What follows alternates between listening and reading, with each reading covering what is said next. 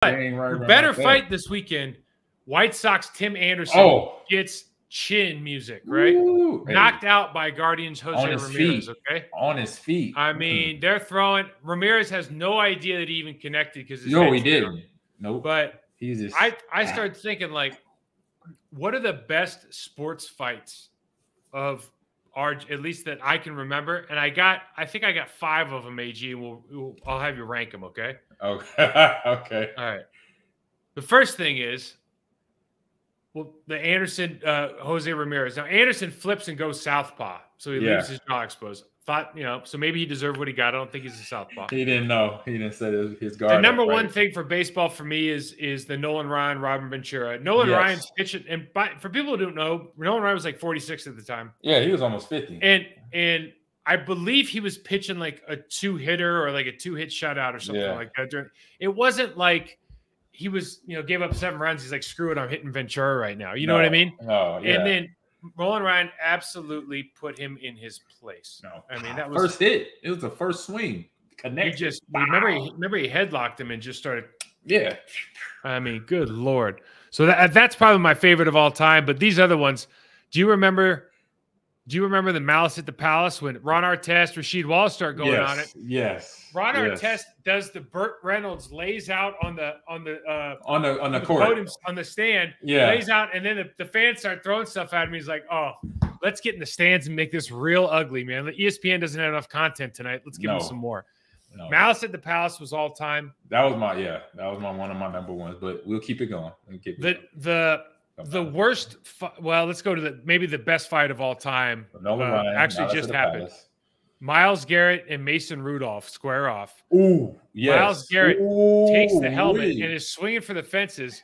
So I forgot the other guy, but my man Marquise Pouncey comes over and just starts wailing on Myles Garrett, tries to kick him in there. I mean, it was so listen, it's not fun to. Myles Garrett's swinging a helmet. Myles Garrett's a scary dude without a helmet. He's swinging the dude. Like, you tell people, like, as a joke, like, boy, you keep talking, I'm gonna take that helmet off and beat you with it. And he was like, well, that shit really happened in a game. Like, he really did that. That was the most nuts thing ever. And then I got one that is my go-to if I need a laugh, if I'm having a bad day. Yeah, I want to watch Alonzo Mourning score off with Larry Johnson while Jeff Van Gundy is hugging his leg like a koala on a tree. I thought you about to That was the saddest. That was the saddest because at the time, for you guys who don't know or are too young.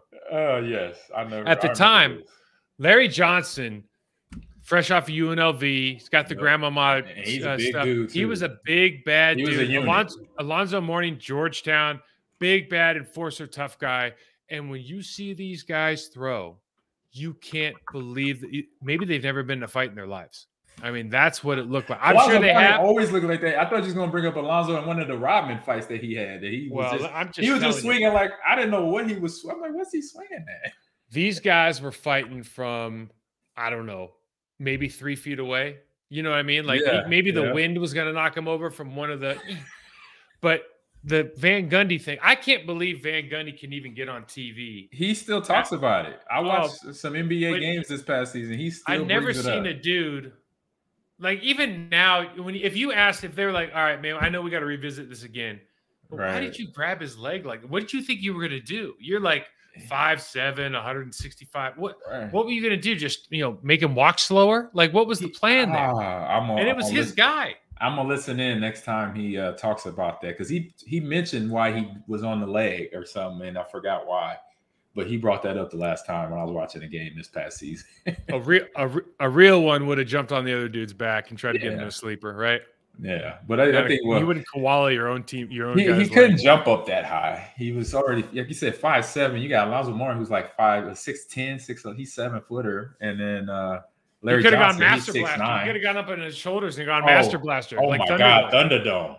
Oh man, that's funny right there. Those are some good ones. But yeah, Malice at the Palace is definitely number one. That one has some classic things that I couldn't believe I was seeing happen in a pro venue. I knew then that if this happened on a football field, it's going to be some damage done because even though like the guys wasn't even really connecting. We are another breed. Like we already in fisticuffs between the O-line and D-line, and then picking up blitzes with linebackers. So we already know how to do close engagement encounters. So if somebody did that at a football game and a player ran up in the stands, ooh, somebody's gonna get it. Ron Artest, until this year, Ron Artest was, for me, the best player celebration guy in the history of the NBA. I remember when he won the NBA Finals with the Lakers, I think he was spotted 72 hours later in a nightclub still wearing his uniform. Like he never went home. Like he just went for it the whole time. And Tom Brady had some, he had some funny moments with the trophy, like, playing with the trophy. But it was nowhere. I mean, he had clearly gone home and showered, right? Jack Grealish is the Man City guy. They just won the Champions League. Oh, soccer.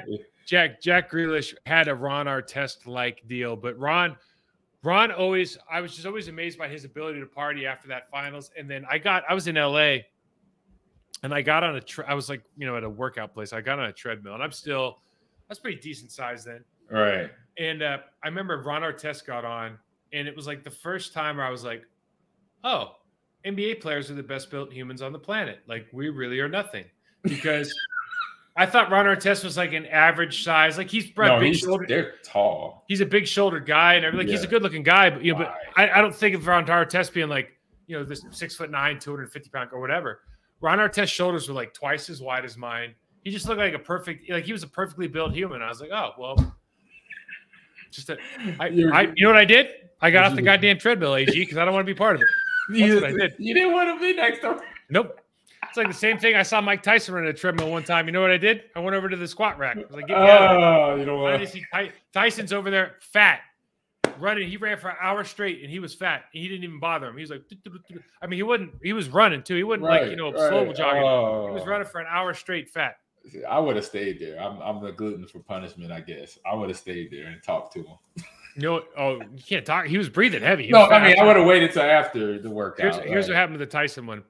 I went 2 days in a row. He was there both days. I'm never starstruck. You know me. I never get starstruck. Right. I was so starstruck by Mike Tyson because when I grew up, Mike Tyson was the biggest thing in the world. Yep, me too. I was so starstruck I couldn't keep my eyes off him. I hurt my back squatting.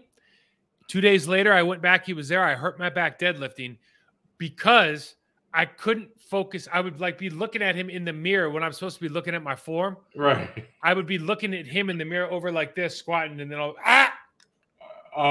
no.